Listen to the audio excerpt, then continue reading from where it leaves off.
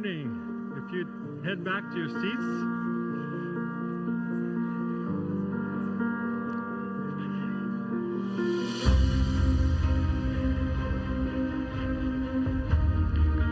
Good morning. Good morning, sir. Good to see you. Good morning. Good morning.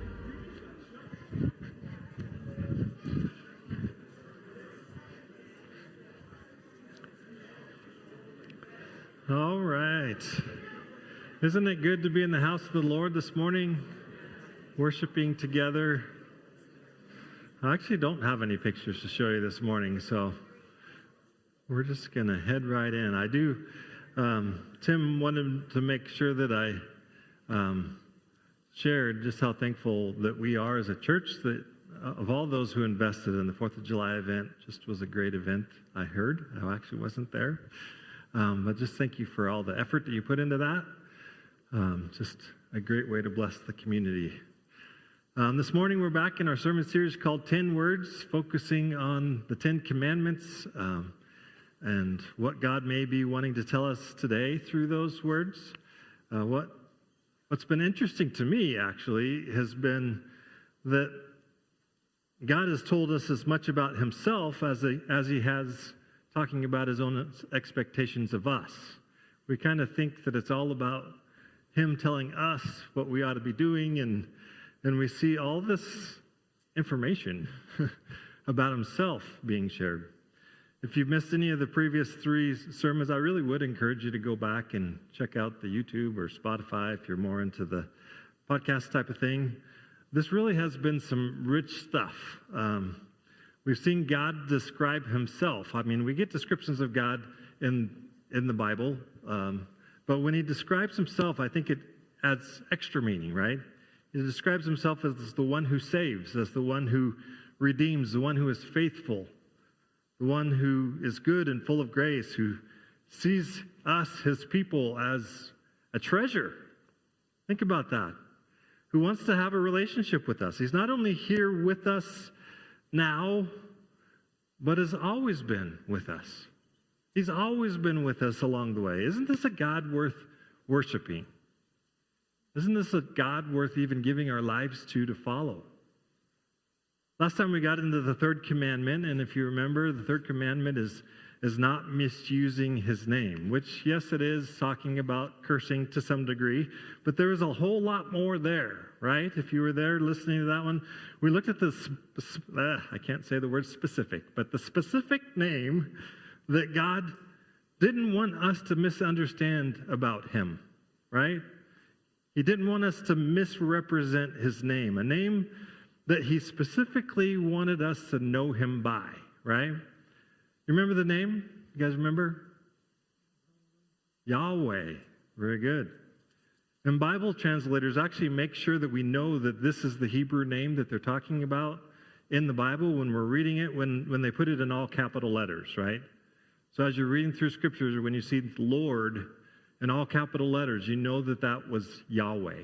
And that's what name he's talking about. And how does our God want us to know him?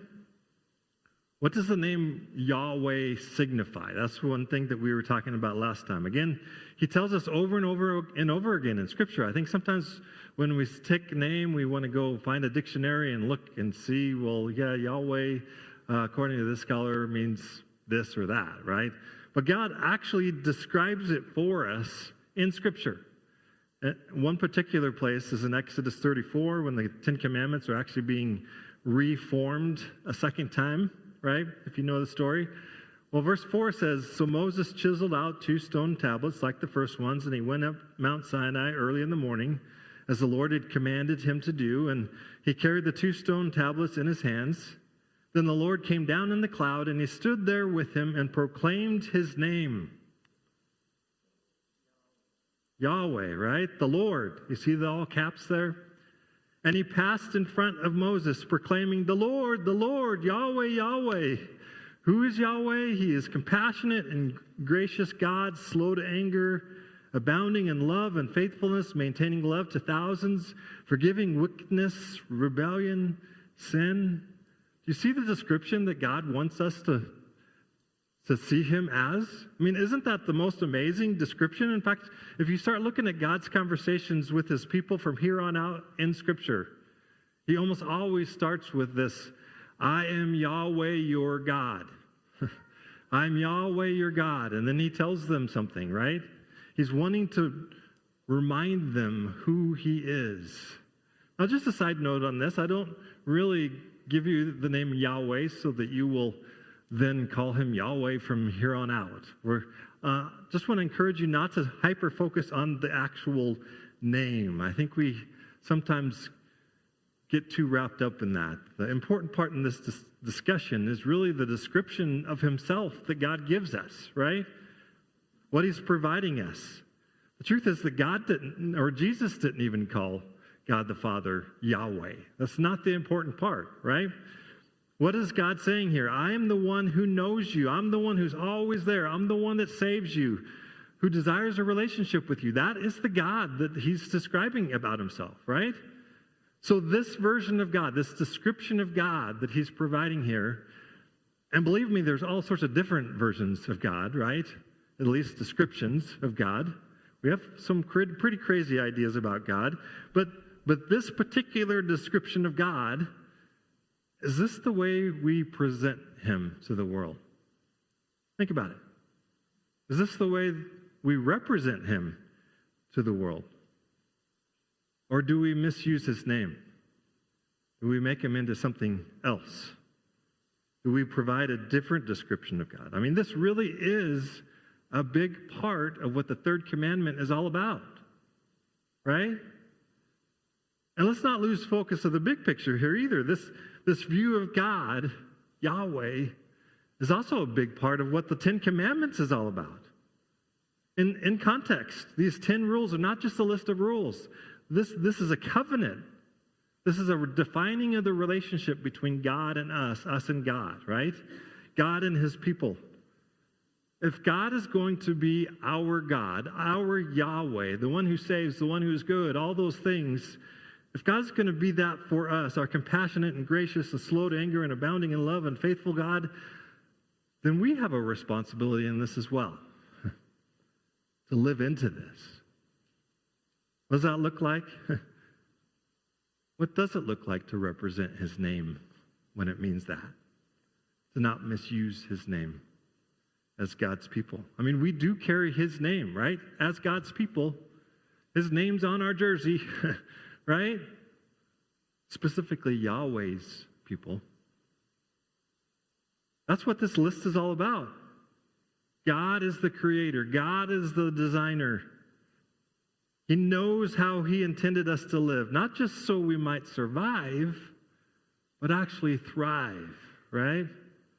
As a good and faithful God that we know him to be, we can trust that he is offering us a better way to live. Better than what we would normally do on our own, right? And so as his people, he gives this list to us to help us live the right way. In the way that doesn't misuse his name, right? This list is not a punishment, right? You guys believe that? Remember the context. This was written to the Israelites. They escaped from slavery, thanks be to God, after 400 years as slaves, right? 400 years of being told what to do every step of every day, right? If you were them, wouldn't you be a little befuddled about what you would even do after being told what to do your whole life, right? They're looking for direction. How do you restart this life? How do you start living into all that you could be in God, all you were created to be as he designed us, right?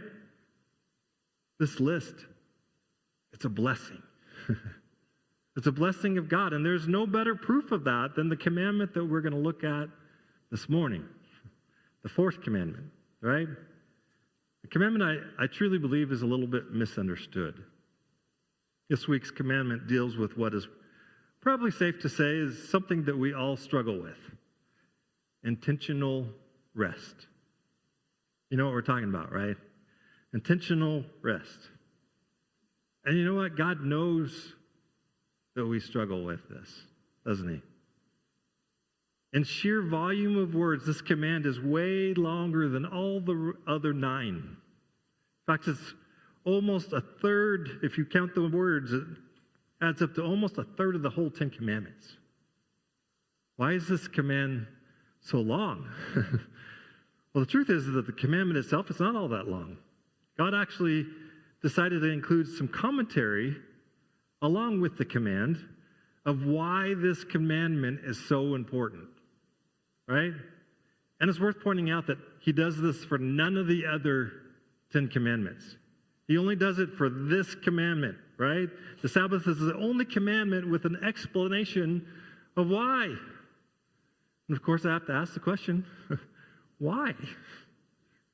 Why does he offer us the explanation of why?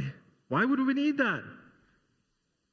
Could it be that this is the one among all of them that we would maybe most easily skip? You think? Especially since the Israelites were former slaves. Think about it. They'd never had a day off in their life. How are they going to pull one off now? I mean, what do you even do? Right? They had no imagination for even what a day off might even entail. And so God offers them some very specific instructions, right? So turn with me once again to Exodus chapter 20, where we find the 10 Commandments. Read with me Exodus chapter 20, beginning with verse 8. And we're going to read through the whole commandment, and then we'll come back through and kind of break it down. Okay? So verse 8, it says, "Remember the Sabbath day by keeping it holy. 6 days you shall labor and do all your work, but the 7th day is a Sabbath to the Lord your God.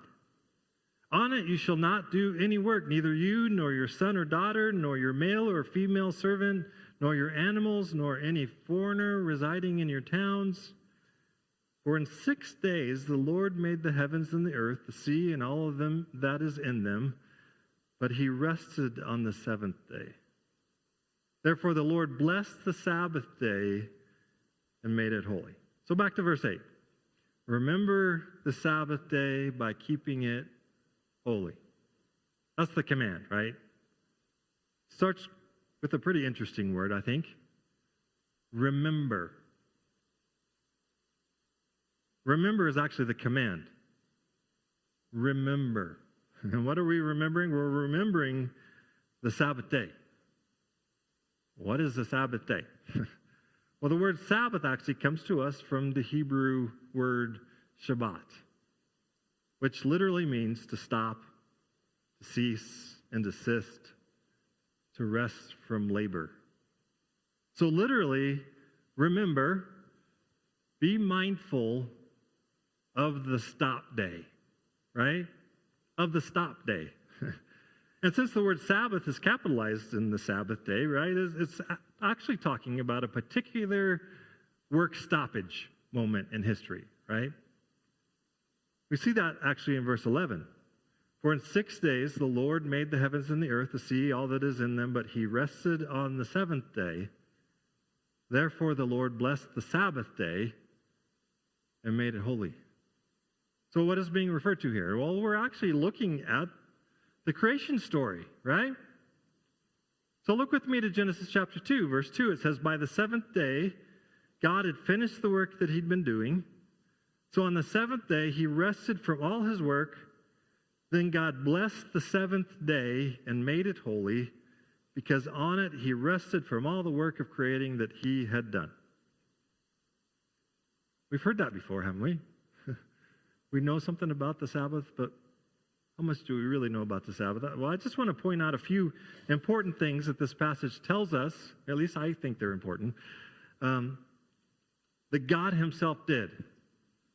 And because he did them is why it's important, right? That's what this whole Sabbath thing is about. God did it, so we should too. So let's just look really quickly here. What are some things that God did in this story? Well, first, and the one that we usually skip over when we're talking about Sabbath, is that God worked. That's the first thing he did. He worked, didn't he? God worked for 6 days, putting this amazing creation together. I think again, that we sometimes only include the resting part when we look at God's example for our life, right? We got to rest right. That's what this whole thing's about. But work is also meaningful, isn't it? It's meaningful in the created order of things. He created. He worked. And as we work, we honor him because we're doing what he did. In fact, we humans had a meaningful part of the whole creation story. Did you know that? Skip ahead to verse 15 in Genesis 2. It says, the Lord God took the man, put him in the Garden of Eden to work it, to take care of it. Now, does that mean that somehow mean that God took this human being and he made him his slave and made him do all this hard work? And no. Remember the conversation we had with Jed Clampett last week? It's actually a blessing to be a blessing, right? That's what we were talking about. We're blessed to do this work. We're blessed to be included in the work of God, right? We're blessed to be a blessing. Think about it. We were created, according to verse 15, to be co-laborers in God's creation. Isn't that cool? If you keep reading, God even brings the animals to man to name them. To name them. Let's not make work out to be the bad guy in this command, okay? Work is definitely part of this Sabbath command, isn't it? The second thing, though, that God himself did in the creation story, I think is really, really very important, and that is that God finished. He finished his work. He didn't continue to tinker, never fully satisfied, right? Didn't keep working. God finished. And what do we know about what he said about his creation when he was finished? What did he say about it? It's good, right? He liked it. I mean, do you see the importance of this? I know that some of you need to hear this part of the sermon this morning, okay? Finish. You can't rest until you're finished. Right? You think that's true? Not true? Now, what word would describe someone who just can't finish, who just can't be satisfied, cannot rest? I mean, of course, we could come up with some really creative names for those people, right? But what would be the opposite of what we're trying to get accomplished here? They're not resting, so they're involved in restlessness. Restlessness. I really believe that this is what God's trying to get rid of with this command. Restlessness. When you are in a state of restlessness, where's your focus? In what is not finished, right? All you can see is what is not finished. And what are you not focused on? Everything else. Restlessness. You can't see good if it hits you in the face, right? Your focus is not on all that is good. It is on getting that done, right? Restlessness. In fact, there's a classic book by John Mark Comer. I don't know if any of you have read it. It's called The Ruthless Elimination of Hurry. And I truly believe, if you're taking notes, write this down. The Ruthless Elimination of Hurry. You need to read this book. I just clicked completely out of my sermon. That's a problem.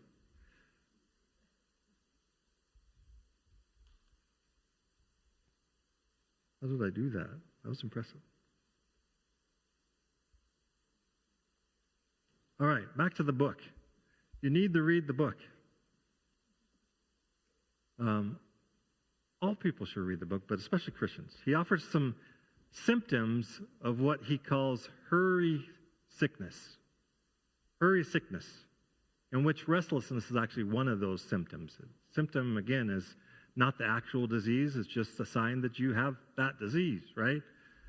So as I read through this list, just this is a freebie. Take a little self-inventory as I give you some descriptions of the symptoms of hurry sickness. The first one is you notice in your life that you have irritability. You ever ran across an irritable person before? You get mad, frustrated. You get annoyed way too easily. Irritability. If you have that in your life, it's a symptom, right? Second one, hypersensitivity. All it takes is a minor comment to hurt your feelings. You're hypersensitive. That's a symptom. Workaholism, or just nonstop activity. You know anyone that just can't stop? That's workaholism, right? You just don't know when to stop, or worse, you just can't stop. It's a symptom. Emotional numbness. I don't know if this ever happens to you, but you just get to this point where you just don't even give a rip about someone else's feelings, about their pain, maybe even about your own pain, right? Just numbness. You ever get there? Out of order priorities. You just feel disconnected with your identity, with your purpose in life, your calling. You're just kind of disconnected, out of order. You have a lack of care for your body. You don't have time for the basics. You can't rest well. You don't sleep. You don't exercise. You don't eat well. You fill your life with stimulants. That could describe me. How about no margin? Lack of care for your body. The next one is escapist behavior. When you're just too tired to do what's actually life-giving, what do you end up doing? We have our distraction of choice, right? I'm not going to start listing that list. You've got your own list to figure out. I've got mine, you've got yours, but escapist behavior. Slippage of spiritual disciplines is the next one. When you get over busy, the things that are truly life-giving for your soul are usually the first thing to go rather than to go to. Slippage of spiritual disciplines. The ninth one is isolation. You just start getting away from people, from God. You feel disconnected from others. You feel disconnected from yourself sometimes, your own soul. And then the last one, restlessness. When you actually try to slow down, try to relax, but you can't. Restlessness. You give Sabbath a try, and you know what? You hate it. You hate it. Whoever came up with the whole Sabbath idea, they should be shot. That's God. So, you read Scripture, can't get anything out of it. It's boring. You try to have a quiet time with God, you just can't focus, right? It's restlessness.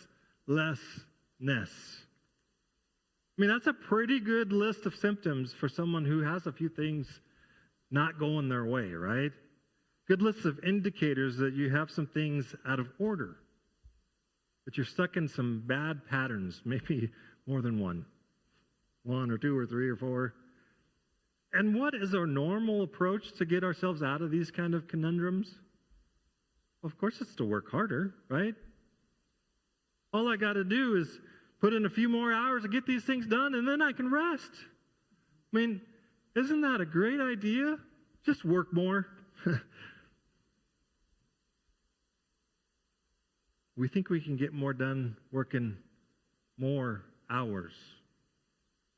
Good luck with that, honestly.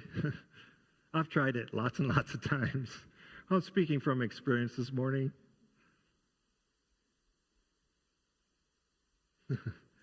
Back to the creation story. Let me tell you the third thing that God himself did.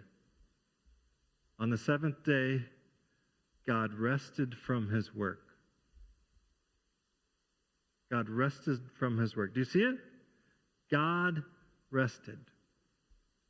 God rested, right?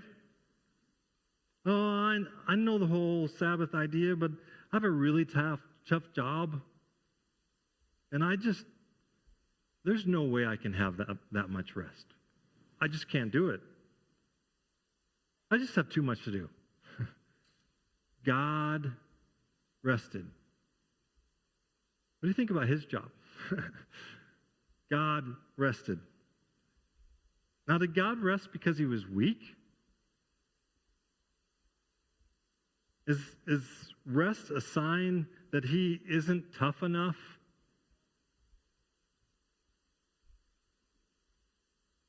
If God himself can rest, shouldn't we maybe be able to give ourselves some slack and rest? And finally, the fourth thing that God himself did, God blessed the Sabbath day. The stop day, right? He made it holy. Genesis 2, verse 3, it says, "Then God blessed the seventh day and made it holy, because on it he rested from all the work of creating that he had done." I mean, think about this. We see God blessing all sorts of different things, but God blessing a period of time? Isn't that odd? God blessed a day.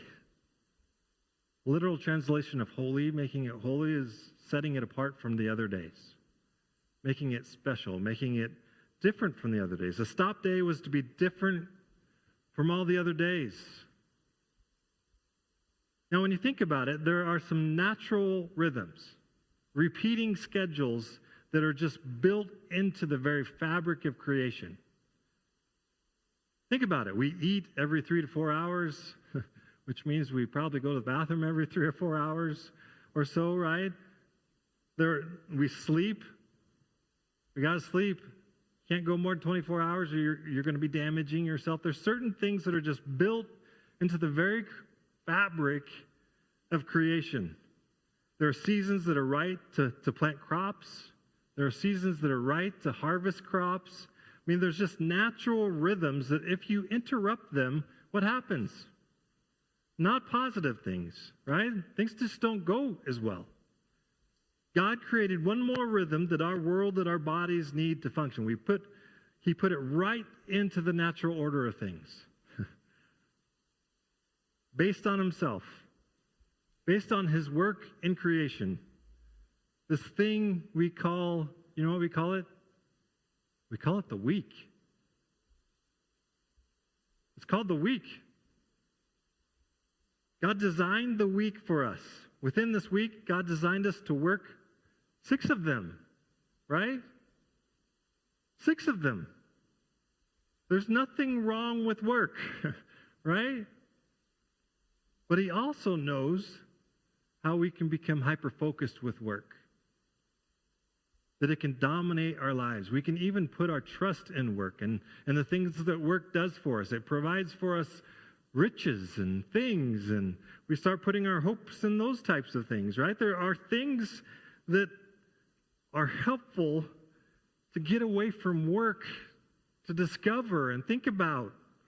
He designed right into creation to spend one day of every week stopping, resting, reflecting on what in the world we're doing, refocusing on what we should be doing, refocusing on him, our trust in him. As Exodus 20 verse 9 tells us, 6 days you shall labor and do all your work. That's 6/7 of the time working, if you're counting. There's a time to be diligent, but the 7th day is a Sabbath, a work stoppage. To the Lord your God, to Yahweh. On it you shall not do any work, neither you nor your son or daughter, nor your male or female servant, nor your animals, nor any foreigner residing in your towns. That last part is kind of interesting, isn't it? Men don't rest at the expense of women. Parents don't rest at the expense of their kids. Bosses don't rest at the expense of their employees. Isn't that what that's talking about? It's saying we all rest. We all need rest. No one's excluded. We take a break from work. And again, let's not get too legalistic about this. Jesus offers us some corrections in this. The Jews struggled mightily with this idea of Sabbath, right? In fact, maybe we don't all have to take the same 24-hour period of rest. Sometimes our animals do need us, right? There are things that need to be done. The important part in this is that the Sabbath is a day of rest ordained by God. It is in his top 10. I'll actually tell you, if you look through the list, that there's only one spiritual discipline in the list of the top 10. You don't see reading your Bible in the top 10. You don't see even praying in the top 10. There's a lot of spiritual disciplines that are not listed there, but the Sabbath is. Isn't that crazy?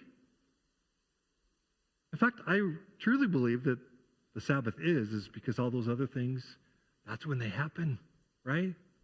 If we take the time, it is important for our health, for our well-being. We need to take time off to stay healthy and focused. And if you need some more convincing, it's really interesting. Just Google it. There's article after article after article after article on the importance of taking a day off. Not from the Bible. It's confirming the Bible. Researchers have proven it. That the Sabbath is a good thing. We do not function well without regular times of rest. And again, it's not just any rest. Remember that the command is actually to remember. Remember what? The Shabbat. The day God finished created and he rested. He saw that it was good. In essence, what are we remembering? We're remembering that he's the creator and we are not. That everything we have comes from him and not just from our hard work. I only worked a little harder. And the way we remember this is by making the day holy, setting it apart from the other days, doing as God did, and stop. Be satisfied. Be grateful for what we have and rest. Are you getting the point yet? I think you are, right? I mean, think about this. How does rest even help us? How does it help us remember? When we are in the thick of it, running and running and running and running, how easy is it to stop and think of God? Give him thanks? It's almost as if he knew that we would be so easily sucked into the speed of life, right? Easily sucked into making for ourselves this better life if we just have to get beyond that horizon and just work a little harder. Honestly, when was the last time that you obeyed God's command and took a Sabbath? 24 hours. And I've been around a little while, not very long. But I know that there's some people out there that actually have some ill feelings about the Sabbath. Maybe they grew up in a home where you were not allowed to do anything fun on the Sabbath, right? You actually have some PTSD about the Sabbath. That's a real thing, right?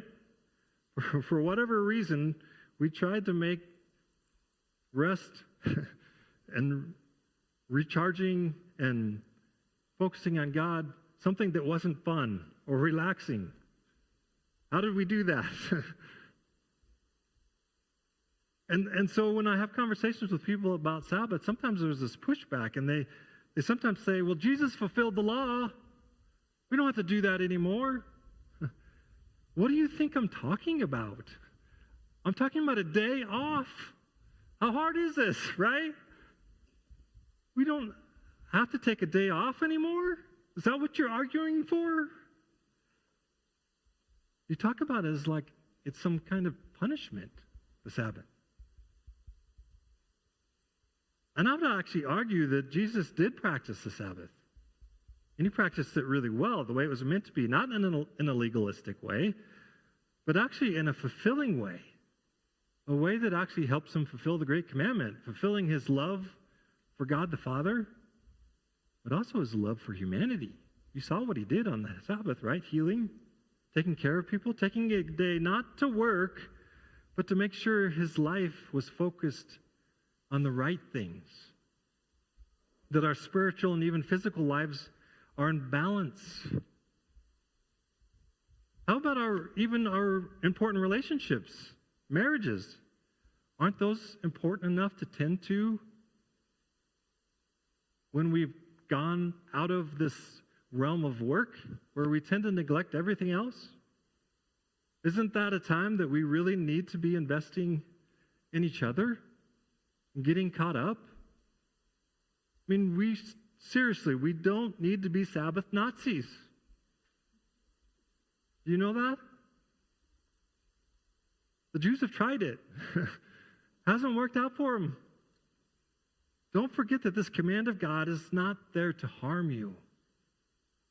It's actually good for you. The Sabbath is more of a gift than a command. So open it. But again, I certainly know in my own life that it's easier said than done. How do we even begin? Well, I really think the first step has got to be trust. Trusting that God has our best interest in mind, even in this command. Do you think it's true that God has our best interest in mind to force us to rest? What this means is that you're able to say, okay, God, you commanded that once a week I'm going to set aside work, and so instead of trying to finish this next thing, I'm going to go and relax. I'm going to go find some ways to refresh my soul. Worship. I'm going to take this command seriously and see what God really has in it for me. And then step 2, don't try to figure out how to fit the Sabbath into your week. I think I've ran across quite a few people that have tried to do that. They look at their schedule, it's full. How do I get the Sabbath in there? Well, the truth is what you have to do is you have to start with the Sabbath.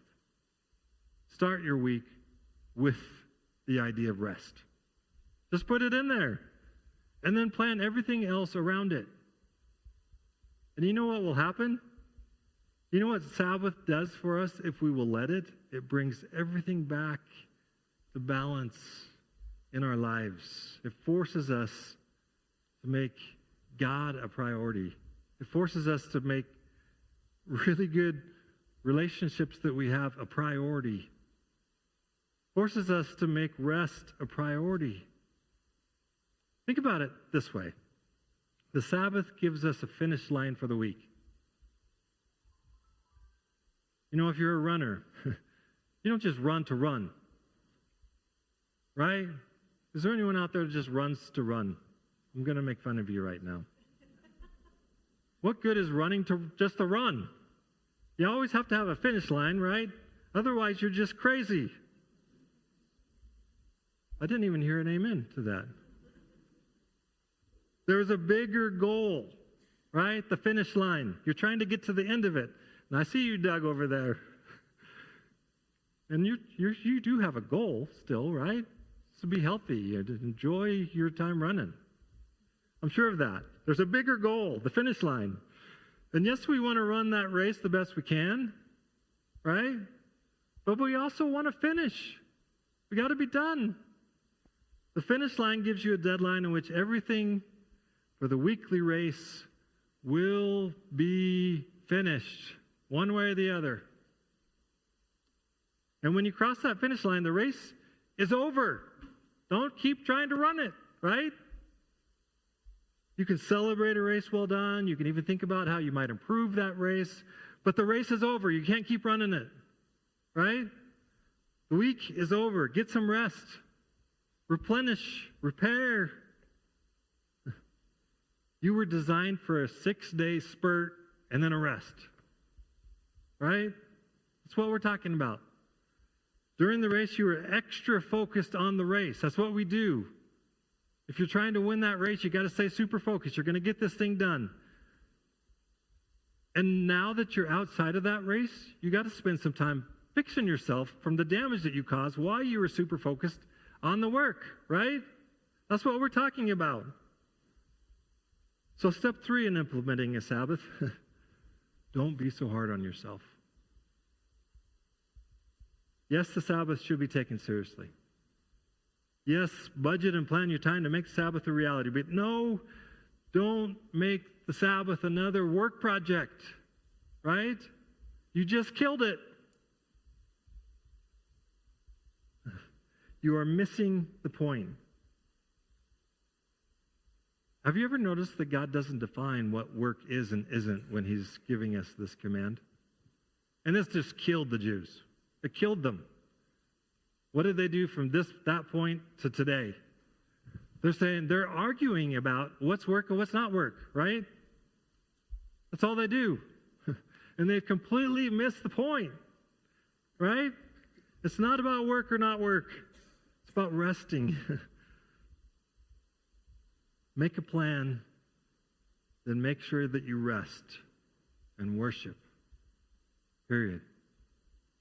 If you get the end of your Sabbath and you are rested, you're replenished, you feel better, and you're feeling closer to God, then you've done an amazing job.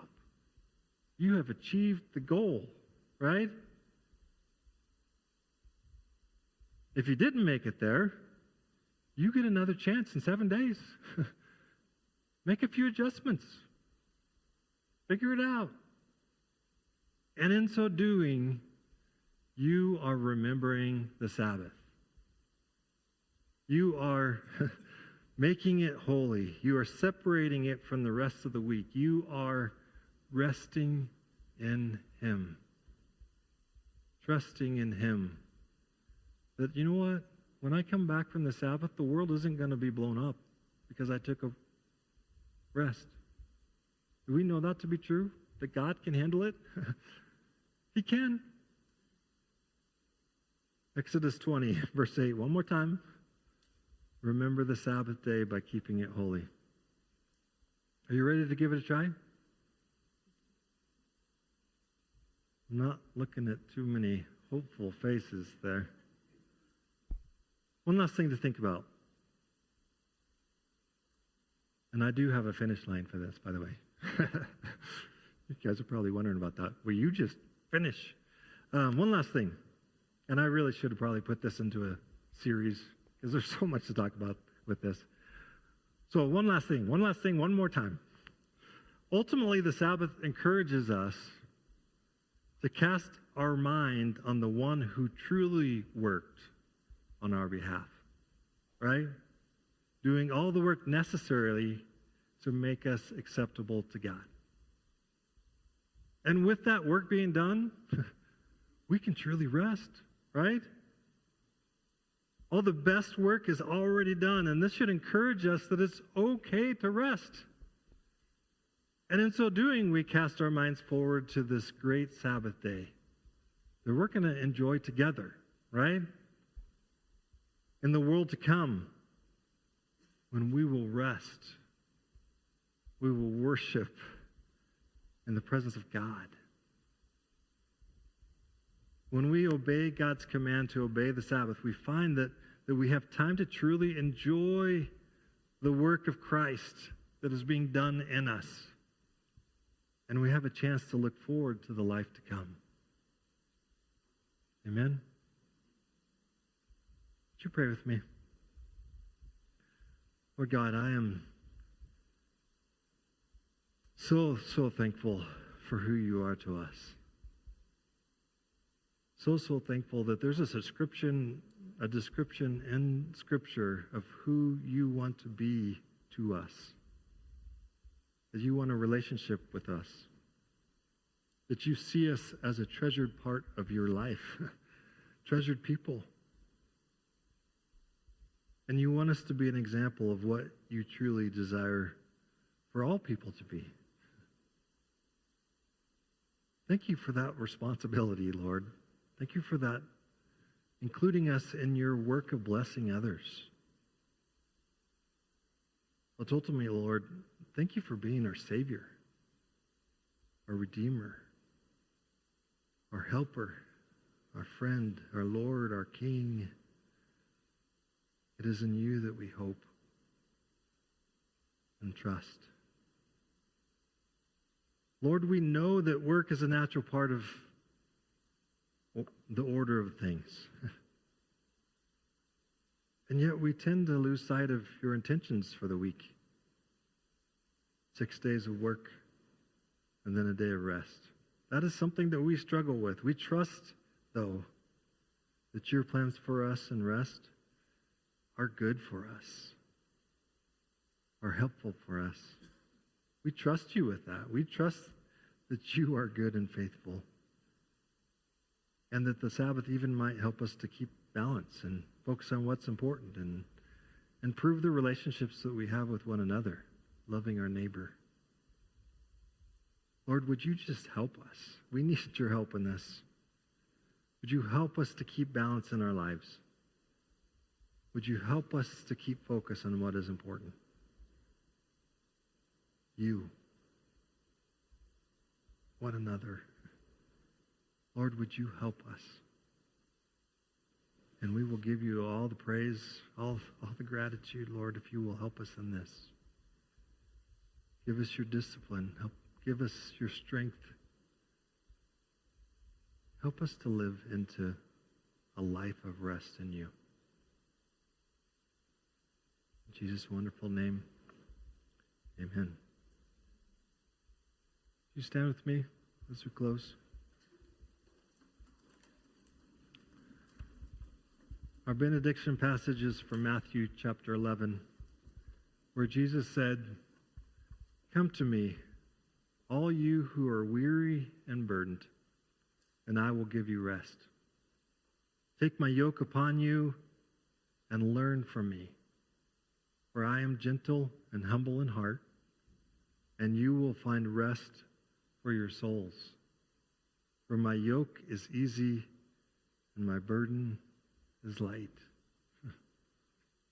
Amen. People of God, we serve a great and loving and faithful and rescuing God who desires that we trust in his way for our lives, which includes living into his rest. So this week, be thankful for the work that's been done for you in Christ, and plan to finish the week. Plan to give him thanks that the week's over. Plan to have some rest and replenishment. Plan to have some worship at the end of this week. Would you lean into him, learn his ways, and may God bless you with his help in this as you trust in him. You are sent.